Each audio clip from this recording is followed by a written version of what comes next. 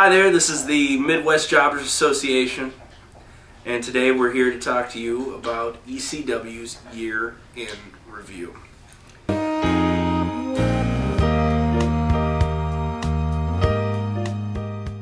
Yes.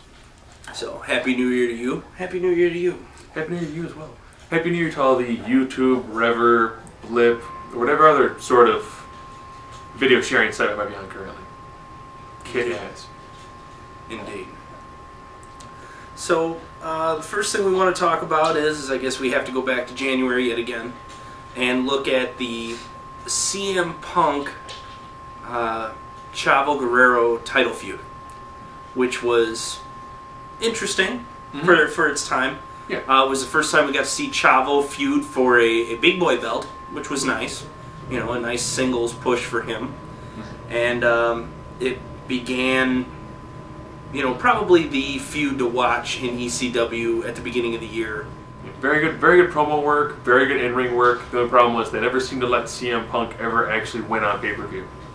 He'd do a really good job on the TV, but then it came time for the big money, no, weren't letting him have it. On the bright side though, keep on going with the Chavo vibe. Remember that match he had against Kane?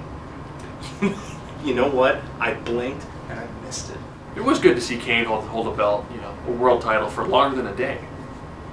So you gotta give, you know, props for that, to actually give Kane a belt for, you know, a decent amount of time. And he defended it too. Oh yeah. He took the ball and ran with it on ECW. The crowd was behind it, which was nice to see. You know, he wasn't, you know, only backed by the Office. He had a full crew, you know, in terms of the audience, you know, and its participation with him on that run. So that was nice to see, only to have it cut short, of course, by Mark Henry. Yeah. The man who was sexual chocolate, the man who impregnated, was it Mae Young, who then gave birth to their hand, then became the ECW heavyweight champion. I'm not a fan of the new belt. That being said, I'm also not a fan of Mark Henry's title run. I don't feel he deserved what he got, and what he did get, he got because of politics, which is BS in and of itself. Yeah. The incident backstage notwithstanding, because any incident that involves backstage politics into a front, you know, television push is unwarranted. I don't feel it was necessary. I mean, granted, Mark Henry's been there, you know, 10 years or whatever, and, you know, if they wanted to put a title on him, then they should have done it with some better circumstances behind it. You know, not just because somebody in the back needed to be made an example of. Yeah. On the bright side, you did lose it to Matt Hardy. And, you know, that takes you through the ECW title picture for the year. Began with CM Punk, ended with Matt Hardy. And Matt Hardy, again, also deserved it. Yeah. He didn't win it, again, under the best of circumstances. He couldn't put, you know, Mark Henry away. Yeah. And so he wound up with, you know, having to beat somebody else in a scramble match in order to pull off the win. Yeah. Even though, we'll be kind of honest, I think it was the SummerSlam match between Hardy and Henry, where it seemed like Matt Hardy's going to win by squash match, which, I'm sorry, the fact that they were going to squash Mark Henry by Matt Hardy was pretty sick. I was hoping he was going to win, but, you know, DQ, it is what it is. We got to see probably the rebirth of a tag division. I won't say the tag division, but I will say a tag division. Well, if you take all three shows and combine them, you have one tag division. And that's basically what you have, because you have, as they like to say, the greatest tag team of the 21st century, The Miz and John Morrison. Be jealous. Be jealous.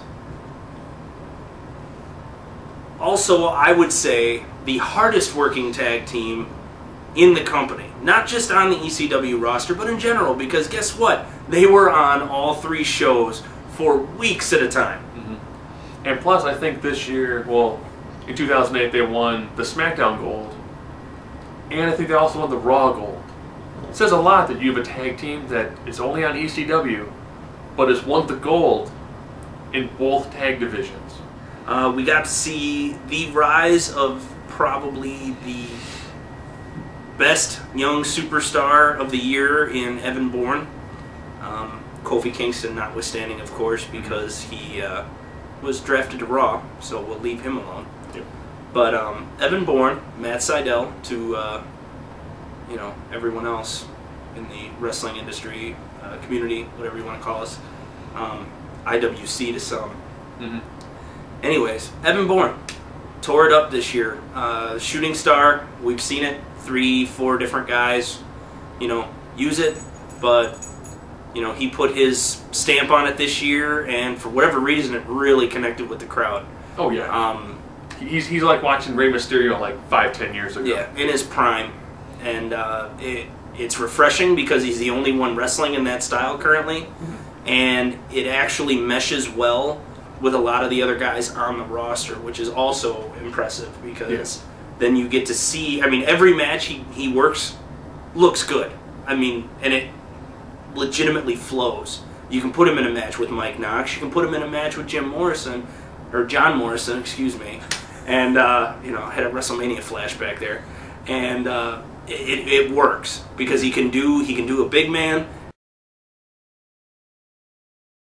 We also got to see the rise of a new storyline on ECW, the New Superstar Initiative, which showcased a lot of the developmental talent that they were looking to put on TV, but weren't quite sure whether or not the gimmicks and whatnot they had set up for those superstars, or whatever they're being called now, was going to fly.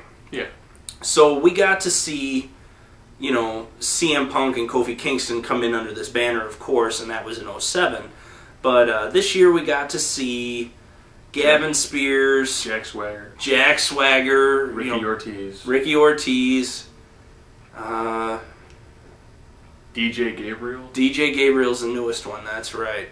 And Braden Walker. Yeah, I haven't seen much of Braden Walker recently. I wonder what happened there. So yeah, that's our Superstar Initiative. The last thing we got to see this year, and was entertaining, at least in my book, was the pairing of Todd Grisham and Matt Stryker as the commentating team. After a revolving cast between Joey Styles and Taz to Adam Lee and Taz to Todd Grisham. I really do feel sorry for Taz in that one, because it's really hard to try to work off somebody who has no clue what is going on in the ring at all. He got Chavo and Kane confused. Grisham and Stryker actually melded well as a team, enough to warrant their pairing as a Slammy Award. Mm-hmm. Which says a lot, given that JR and Taz have a history together at this point, and they're doing pretty well on SmackDown. I didn't expect Michael Cole to win anything, but that's just how that works. So that's all we got for the year in review for ECW. We're your hosts, the Midwest Jobbers Association. I'm the man, the myth, the legend. I'm GL Josh. And we'll see you next time.